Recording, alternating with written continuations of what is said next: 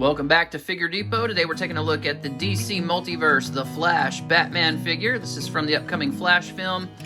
It's considered the multiverse Batman from the Flash film. Heavy Michael Keaton influence, a lot of those details we can see, and a little bit of a tweak in the design for the new film. So we'll get into that as we look at the figure closer, kind of see what we like or don't like. I think it's an awesome looking figure overall. But let's get him out of the package and see just exactly what he looks like up close. I do like the artwork on the back. It is the same as the trading card. It's just a artist render of what the character itself looks like, rather than a product shot, which we had gotten in some other waves and stuff like that. They kind of get all over the place with those, but I think here lately we've seen a lot more in terms of artwork versus shots of the figures themselves. But let's get them open and see what's inside.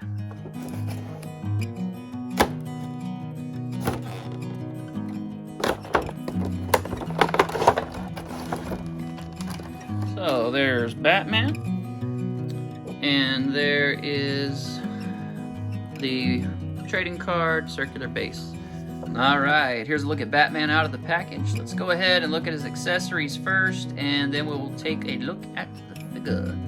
So, I guess we'll jump right in and look at his Batarang real fast. You can tell by the markings, by the sculpt, all the design here is definitely 89 and returns. It is, of course, silver instead of black, so I'm probably just going to paint mine, honestly. Then we get his grapnel gun here, which, same thing. Really nice sculpt work. So it's going to be interesting to see if in the Flash film he has silver gadgets, or if that's just something McFarlane decided to do. Then we get our fist hands, which you can see here have an interesting little design on them, not consistent with the Returns or 89 film. They're kind of their own thing in terms of their design, so this is definitely going to be an update from his older suit. Then, of course, we have this trading card, which the artwork on there is real nice. Here's the bio on the back. If you would like to read that, you can go ahead and pause it. And then, of course, we've got traditional circular display base with the DC spot varnish little logo on there and a foot peg. Alright, for a close look at the figure himself, people are saying 89, but the cowl was very smooth in Batman Returns. In 89 he had a ton of texture and stuff, so this definitely is more Batman Returns in its styling. Also, the emblem here on the 89 Batman, he had little spikes coming off the tail of the bat signal, and so it's definitely the Batman Returns logo. The chest plating here is reminiscent again of the Batman Returns suit. So there's really nothing on here that's 89 except for the boots. The boots are definitely consistent between both films, so that's definitely the 89 boots. I don't like the weathering that they've put on here just because of the color. If they had made this like a gunmetal gray dry brush on here instead of the gold, I think I'd like it a lot better. So I'm just going to paint black back over that. So, but other than that, yeah, I mean, it still looks cool. It's just kind of a preference thing for me stylistically. He does have shoulder pads that you can see here, which is not consistent with any of the 89 or Batman Returns. It's definitely updated look from the Flash movie there, but real nice detail. The gauntlets, again, this is going to be Flash movie. In the Returns in 89, he had a real distinct pattern here and on the back of the gloves, and this is definitely not that look. The belt buckle is very similar to the 89 in terms of this shape here in the middle where it buckles together, but still different. So this is an updated piece. most of the line work on the bodysuit and everything is in that armor plating is new and doesn't really resemble the older film's look. So lots of changes. I would prefer a yellow belt, and I'm probably going to paint this belt yellow. Actually, I definitely prefer the yellow to this all black. I know it's more sleek and everything. I just, from a stylistic standpoint, definitely prefer the yellow belt. You know, it's just classic. Looking up here, this is different as well. You had some really nice scalloping that was just even all the way around the back and down the front in the Batman Returns and '89 film. This has these bars that stick off, you know, kind of extreme, and I don't really like that. I'm probably going to take an X-Acto knife and just snip, you know, cut them, bring them together, and just kind of cut some of that excess point off of there. I'm not wild about how that looks. You can drape it over the cape and kind of get that look that he sometimes wore it in the older films. The cape itself is just a little bit see-through. It almost is like gym short material. It's got a real porous kind of stitch to it. Interesting choice. It falls nice and it looks good, so, but probably not my first choice in fabric, but I still like it. You know, it's fine. It's just again, a style preference, not necessarily a problem. It still looks nice. The back looks really good, the way the scalloping falls. And see, this scalloping should have just continued in that same style all the way around to the front, to me, but, you know, they've gone with a little different look in the film, and that's fine. So if you like it, awesome. Here's a look at Batman in a nice dynamic pose, holding his weapons. The grapnel gun does not fit very securely into his hand. It's kind of awkward the way they've designed it. It will stay, but if you bump it, it's probably going to fall out. So just a word to the wise, you know, be careful. If you're toting it around, you don't want to bump into something, drop it, and lose it. Articulation segment. This is probably the best articulated thus far McFarlane head. Look at that upward look. That is awesome. And then down. It's on a double ball peg that actually has a good amount of range. That is freaking fantastic. Like, that is sick. That brooding look, on point. But he can also look up. I mean, this is, yeah, wow. Those blue eyes I forgot to mention when we were looking at the figure up close, but looks really good. Now, you do get a nice butterfly joint, so he can put his arms back, he can bring them in tight, he can come across his body. Really good. That's really good. And then your T-pose, with the shoulder bells being glued down, they don't flop up like a lot of McFarlane figures, so that you can kind of get them up and over stuff. So what you're going to have to do is come out like that. Kind of cheat it with that butterfly joint.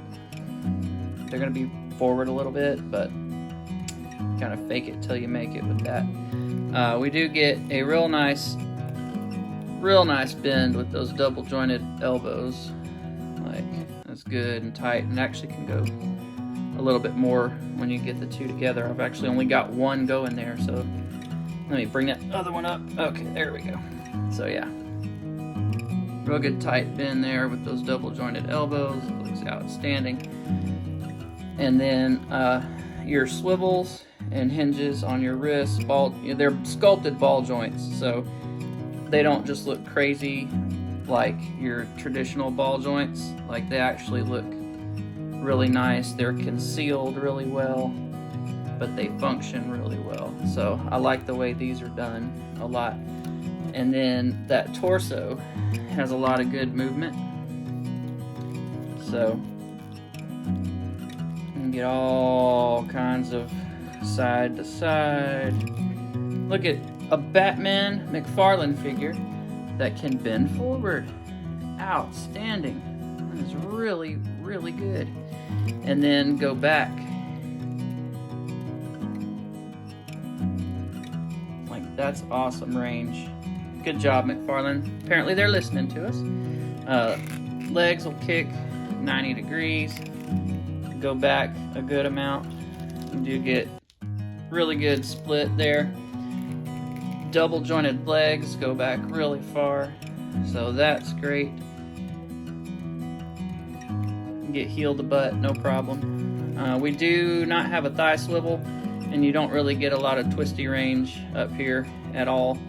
So yeah, he's got butt cheeks sculpted on there, so that those kind of bump into the internal mechanisms and keep it from spinning. So, and then again, another sculpted quote-unquote ball joint system here at the bottom. So you get down really good, you get up really good, really good. You get your ankle pivot, which is awesome. Thank you, McFarlane. True ankle pivot there. And then you can also rotate that around 360. And we get toe articulation, but mine are frozen, so we gotta put heat on that before I try to force it or anything. But the articulation on this guy is really a big step up. It is really, really good. For some quick size comparisons, here we have the SH Figure Arts, McFarlane, and Mattel. These 89 Batman figures look awesome. I do like the Mattel. The articulation's real fluid and smooth. For a Mattel figure, it had great detail here and there. It was a nice attempt. The belt looks outstanding. The downfall for that figure is the head sculpt. Yeah, I just don't like it at all. It looks very Clooney, not Keaton, and so I've, never really liked it much at all. But you can see he's obviously the taller one. So SH Figure Arts is going to be a smaller figure, as we all know. Mattel is right there at that 6-inch mark, and then of course McFarlane's at 7. So you can see the contrast there. Just for fun, here he is with Kenner, which their sculpt was awesome. I always loved those Kenner figures as a kid. Nailed the likeness for that scale of a figure. The mouth was perfect. I mean, that was outstanding. Toy Biz 1989 over here. They got a lot of the suit details spot on, but the face likeness was just off. But for its time, these were great figures, and I wore this thing out as a kid. Here he is with a Mafex Batfleck Justice League figure and a DC Direct style McFarlane figure. So, yeah, definitely taller. Again, of course, these are supposed to be 6-inch scale, and he's obviously 7. Here he is with the closest thing we've got to a Jack Nicholson Joker. It's the criminal Joker from the Three Jokers wave. And then here we have him with a Diamond Select Toys 7-inch John Wick figure. And these all look really nice together. They are in scale with one another. And yeah, he could be like a police detective or whatever in your Batman universe. So those look really, really good together. There he is with a DC Direct Jim Gordon, and my Harvey Bullock. This is the from the Sam and Twitch set, Sam figure. So immediately when I saw this figure, I was like, "Yep, that's my Harvey Bullock." So hey, these all look really cool together. Just for fun, here he is with a Gal Gadot Wonder Woman, and this is McFarlane Toys, of course. Then we have a She-Hulk from Hasbro Marvel Legends, and they're all, pretty much the same height, same build. He's a slender Batman, and I think they've executed it very well in figure form. For a nice little Super 7 comparison, here he is with Steel Will and Monstar. Monstar, of course, being taller than him, and Steel Will being just slightly shorter. Here he is with the Michael Gow Alfred. This is a Mattel action figure. And then, of course, we have the Mattel Signature Series Batman Returns Penguin figure. Wish we had gotten a Catwoman, but we didn't. But, yeah. Those two scale wonderfully together.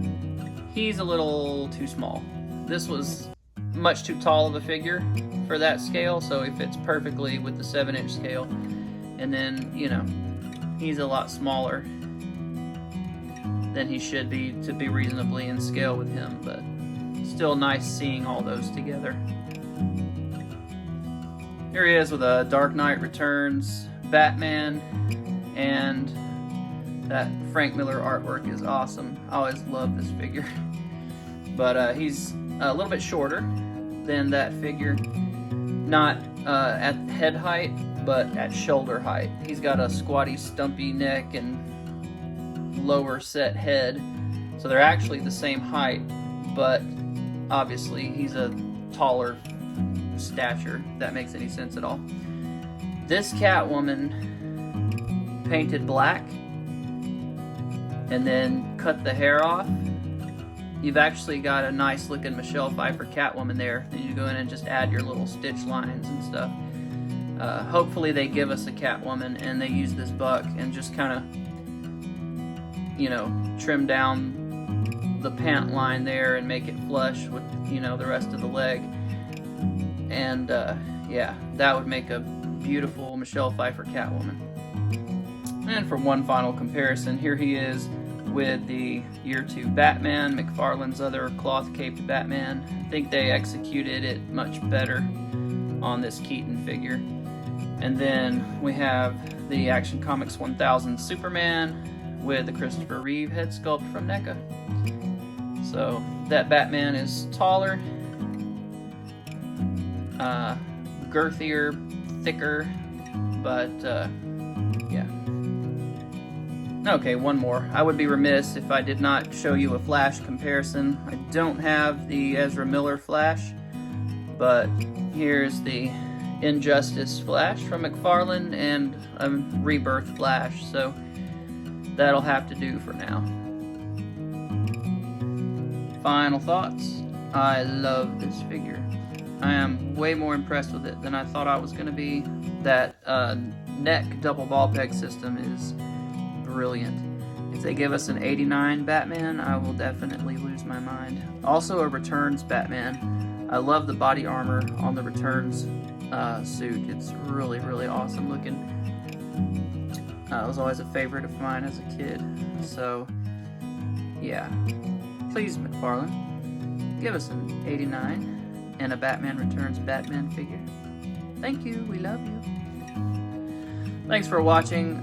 Please check out my Instagram and stay tuned to my YouTube channel. I'll be reviewing the Batmobile when it arrives. It has shipped. It just hasn't gotten here yet. So take a look at that with the Toy Biz 89 Batmobile and some of the Batmobiles from other films and stuff. So get some good comparisons of those when it gets here. And I will see you guys next time. Bye.